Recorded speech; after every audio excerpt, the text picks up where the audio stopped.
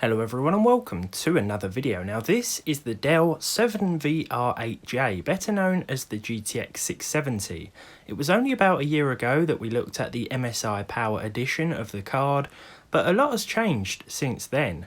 Newer, more demanding games have been released, there have been various Nvidia driver updates, my PC hardware has changed, and it seems like this once high-end option is struggling more and more as each month goes by. We used this Dell version in a recent PC build, but it was limited by the Core i3 that it was paired with, and I had planned on seeing whether it could still play games at 60 FPS in 2020 with a more powerful and newer processor, and if so, what it would take to hit that target. First of all, we need to talk about this specific card. As a Dell part, it's worth taking a closer look at the specifications to see whether or not any corners have been cut. It's not totally unheard of for some of the big players, not necessarily Dell, to include cutback or reduced spec cards in their pre-builts, either to save money or reduce power consumption. This card, from what I can tell, is just a basic blower-style GK104 GPU that follows a reference design. If you're wondering why the two 6-pin connectors of this 170W 670 are in the middle of the shroud, it's because the PCB actually ends here. The cooler just extends a few centimeters past the end for the single fan to work effectively. In terms of connectors, there are two DVI ports, a display port and an HDMI port. Everything you'd expect to find on a high-end card from 2012. So for the games, we're targeting 60 frames per second or close to it at 1080p. At the end of the video, I will be discussing some of the more demanding games tested today, ones that can't quite hit 60 FPS on the 670 as well. Before showing you the gameplay footage, I want to run through the exact settings I used for each title so you know what options I chose and why. Starting with Apex Legends, and here I stuck with 1080p, though I turned everything down except the texture streaming budget, which was kept at very low and not turned off. I also chose to set the adaptive resolution FPS target to 60 so that the game would have a better chance of hitting a smooth 60. Lowering all the settings and forcing a consistent 1080p meant a much worse result. Here the automatic dips in visual quality were not too noticeable, and the game did a fairly good job of hitting and exceeding 60 frames per second with this 2GB GPU. 62 was the exact average with fairly solid 1.1% lows. Our Ryzen 5 1600AF edition and 16GB of 3200MHz DDR4 were allowing the card to reach its maximum potential. You'll also notice throughout that the card reaches about 80 degrees. It's not concerning considering the blower style cooler, and thankfully it doesn't get very loud either.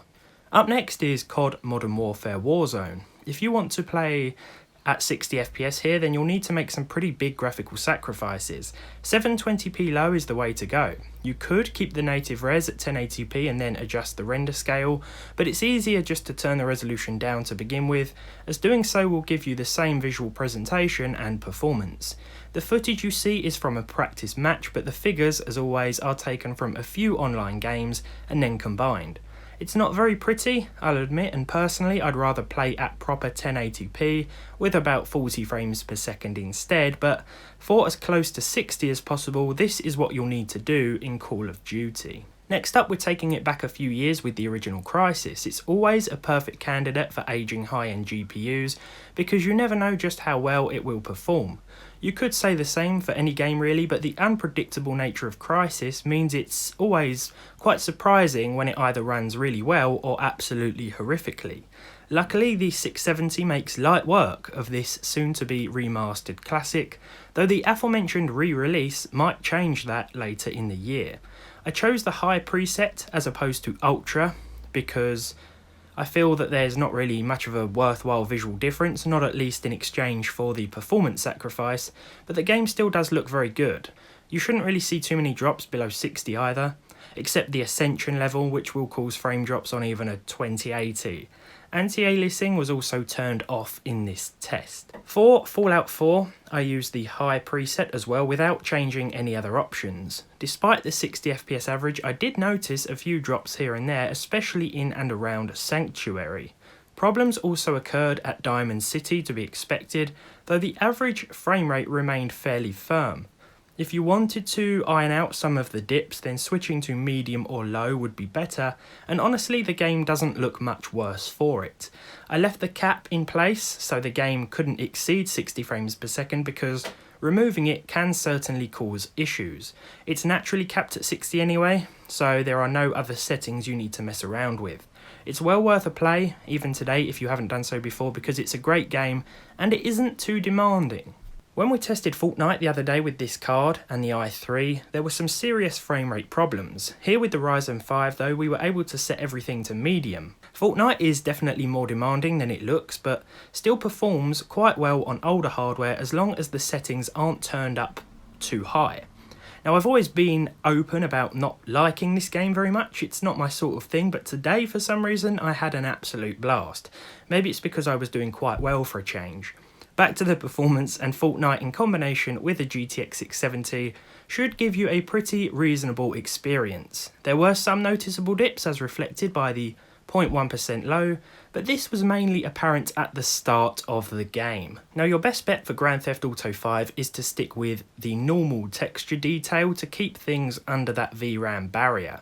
You can exceed it if you want, but you might experience some performance issues.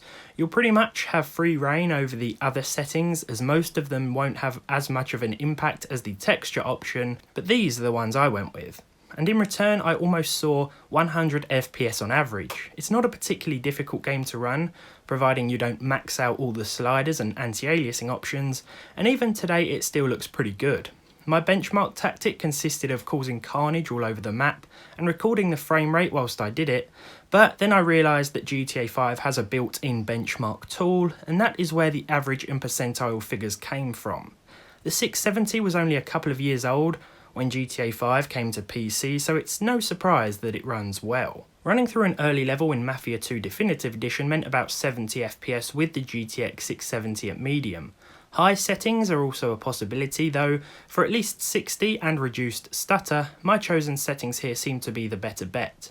I said it yesterday, but if you have an older card that struggles to retain 60 frames per second, then the classic or original version of this game might be the best way to play. It looks almost as good at high settings but will offer better performance. Still, as a fairly new release, I wanted to include the Definitive Edition in today's tests, as it has proven to be popular among you guys watching.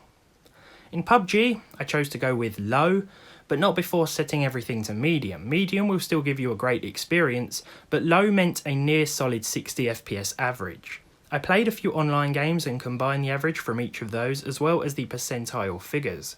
Bear in mind that busier town areas will affect the frame rate more than just running about in the open countryside.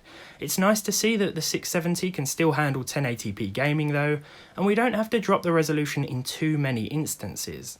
There will certainly be occasions when that's necessary, like in Warzone, but another example is Red Dead Redemption 2. Due to VRAM limitations, we had to stick with 900p and the low settings anyway, but because I had the 60 FPS target in mind, I dropped things even lower to 720p.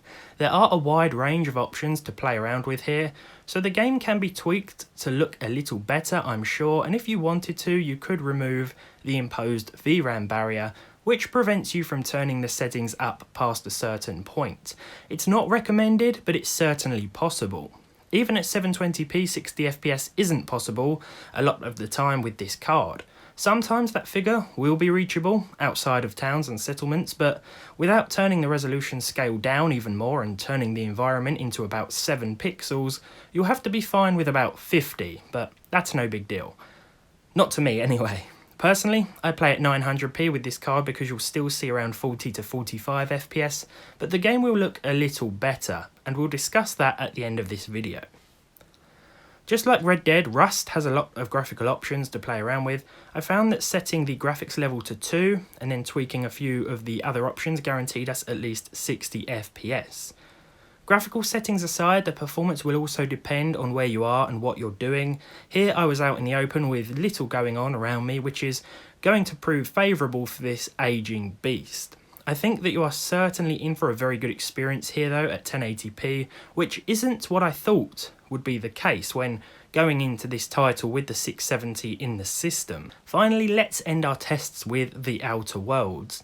Luckily, this game favours Nvidia graphics cards, so we were able to once again keep things at 1080p, albeit with the low preset. This is the PC Game Pass version of the game. Whether it will run differently from other versions, I don't know, but here at the low settings, the average actually came out at 54. Another surprising result, but again bear in mind that busier areas may impact the overall frame rate. Getting an average of 60 was doable in a good few of today's tested games, but there will be a few frame drops regardless, and if you choose to buy a 670 in 2020, do so only if you are comfortable with 30 FPS, as that is a better target to have in mind. In fact, I went back and tested some of the games that really struggled with a 30 FPS target in mind, just to see how high we could turn the settings up and still retain that. The most problematic titles were Apex, which relied on a dynamic resolution, Warzone and Red Dead 2. If you don't mind less than 60 but want better visual fidelity, then here's what you can expect. You can actually use a native 1080p resolution in Apex with the high settings if you want and still get at least 30 FPS on average, with a few drops here and there.